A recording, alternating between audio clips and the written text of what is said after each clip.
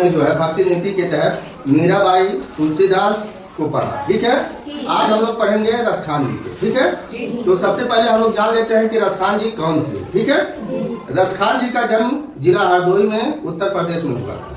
ठीक है, रसखान कृष्ण भक्त थे। कौन थे? जैसे मीराबाई कृष्ण भक्त थी, उसी तरह से रसखान भी क्या थे? कृष्ण भक्त थे। इन्होंने अपनी कृतियों में कृष्ण के विविध रूपों का सुंदर वर्णन किया है। ठीक है, इनकी रचनाओं में सुजान रसखान, प्रेम वाटिका, रसखान शतक प्रमुख है। ठीक है, अब हम इनके दोहों को पढ़ेंगे और उसका उच्चारण जानेंगे। ठीक है, धुरी भरे अति शोभित श्याम छू तैसी बनी सिर सुंदर छोटी, खेलत खात फिरे आगना पग पैजनी बाजती पीरी कचोटी। ठीक है, तो ये रसखान जी का दोहा है। यहाँ मैंने आप लोगों को लिखवा भी दिया है। ठीक है, श्री कृष्ण जी मिट्टी में खेल रहे हैं। क्या कहाँ खेल रहे हैं? मिट्टी में। वह धूल से सन गए हैं। जब बच्चे आमतौर से खेलते हैं धूल और मिट्टियों में, तो आप लोगों ने देखा होगा कि बच्चों को पता नहीं कि मेरा कपड़ा गंदा होगा कि क्या गंदा होगा। तो उसी तरह से श्री कृष्ण जी भी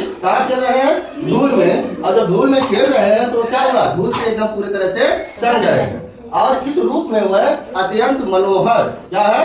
मनोहर लग रहे हैं। और उनके सिर पर सुंदर सी चोटी भी बनी हुई है। ठीक है, सुंदर सी चोटी भी बनी हुई है।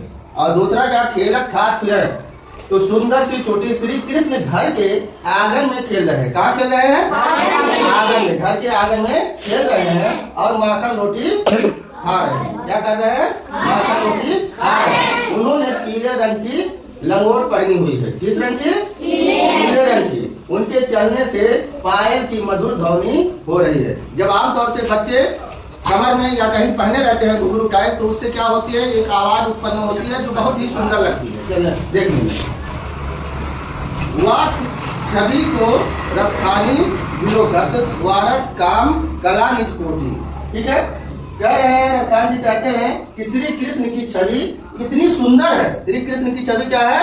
इतनी सुंदर है कि उनको देखने के लिए कामदेव की करोड़ों कलाएं निछावर की जा सकती हैं। किसकी? कामदेव की करोड़ों कलाएं निछावर की जा सकती हैं।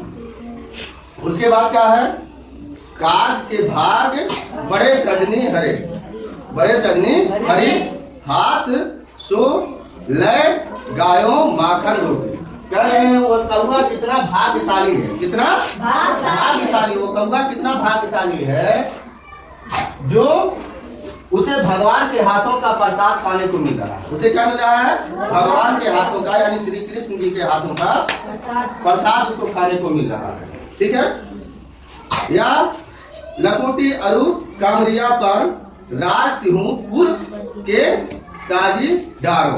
ठीक है, कह रहे हैं कृष्ण जिस लाठी और कंबल को लेकर गायों को चराने जाते थे, उसको देखने के लिए तो रसखान तीन लोगों का क्या कर रहे हैं? तीन लोगों का राज निछावर करने को तैयार है। यानी रसखान जी कह रहे हैं कि वो जो कंबल है और क्या है? लाठी। जो कंबल है और लाठी, उसको देखने के लिए तीन लोगों की क्या है? राज्य निछावर किए जा सकते हैं। अठमू सिद्धि नौ निधि के सुख नंद की गाय चराए विसा रहो। कह रहे हैं नंद की गायों को चराने का सुख यदि मुझे मिल जाए, क्या हो? मुझे मिल जाए। किसके? नंद की गायों को चराने का, यानी श्री कृष्ण जिन गायों को चराते हैं उन गायों को चराने का अगर अवसर मुझे मिल जाए, तो यदि मुझे मिल जाए तो मैं क्या करूंगा? आठों सिद्धियां और 9 प्रकार के सुखों को भूल जाऊंगा। आठों सिद्धियां और 9 प्रकार के सुखों को क्या करूंगा? भूल जाऊंगा। नयनन तो रसखानी जब है ब्रिज के बन बाग तराग निहारो, कोटिक ये कलधावत के धाम करेल की कुंजन ऊपर वारो। कह रहे हैं रसखान जी, रसखान ने जब से अपनी आंखों से ब्रिज के वन, कहाँ के? ब्रिज के वन बाग और तालाब को देखा है, जो ब्रिज में करेल की कांटेदार झाड़ियां हैं, उनके बीच रहने के लिए वह करोड़ों के सोने के महल को निछावर कर सकते हैं। तो ये थी रसखान जी की, ठीक है, आप लोगों ने पढ़ा और अगर आप लोगों के समझ में आ गया हो तो ठीक है, वरना अगर कोई आप लोगों को असुविधा लगेगी समझने में तो फिर दोबारा संपर्क कर सकते हैं, दोबारा इसको फिर से आपको रिपीट करवा दिया जाएगा। ठीक है, एक मरतबा जोरदार तालियां।